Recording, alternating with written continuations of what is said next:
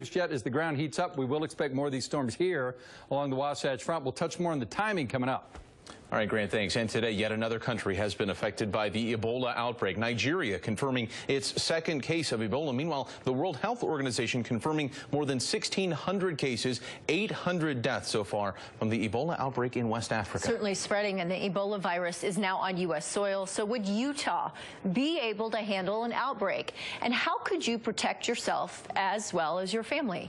News specialist Ann Forster joins us live to answer these questions and more about this deadly disease. And I think a lot of us maybe are panicking a little too early, but I think it's smart to understand what it would take to protect yourself. That's exactly right, Lori.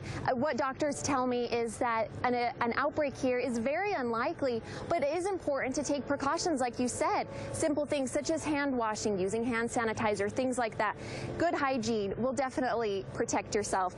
Now, Intermountain Medical Center here in Salt Lake City is one of 2 places in the state that's equipped to handle any kind of infectious disease, including the Ebola virus. Now, Ebola is passed through direct contact with human fluids, but it's very important to keep in mind that it's not nearly as contagious as other diseases, such as the chickenpox. I think there will be an outbreak here. Yeah, I think it's scary. They seem to contain it quite well, and I think it stays contained when they bring him back. And mixed response here in Utah about any potential for an Ebola outbreak, now that Dr. Kent Brantley is being treated for Ebola in Atlanta, especially with the news that Nancy Wright-Bull will soon join him in the infectious disease unit at Emory University.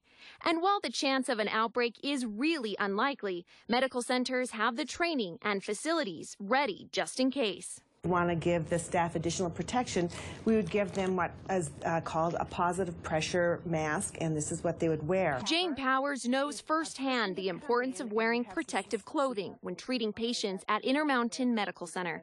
She wore this suit while treating a patient who had returned from the Middle East and had cold and flu-like symptoms. None of the contaminated air or suspicious air from the patient could come back in and affect the person. Treating any infectious disease, including the Ebola virus, requires a highly trained medical staff and safety precautions to keep the disease from spreading. Here at Intermountain Medical Center, the ER has a separate entrance for a stop in the decontamination room, followed by a move to a negative pressurized room. That means the airflow can come in but can't go out. A crucial element for infectious diseases that are airborne. The Ebola virus, however, is not airborne. You are reasonably well protected from Ebola. Dr. Brandon Webb is an infectious diseases physician. He spent time in Africa last fall and attributes the virus's spread to poor safety standards. One of the things that was most striking to me was the lack of resources in terms of standard precautions that we enjoy here, like disposable latex gloves, disposable gowns.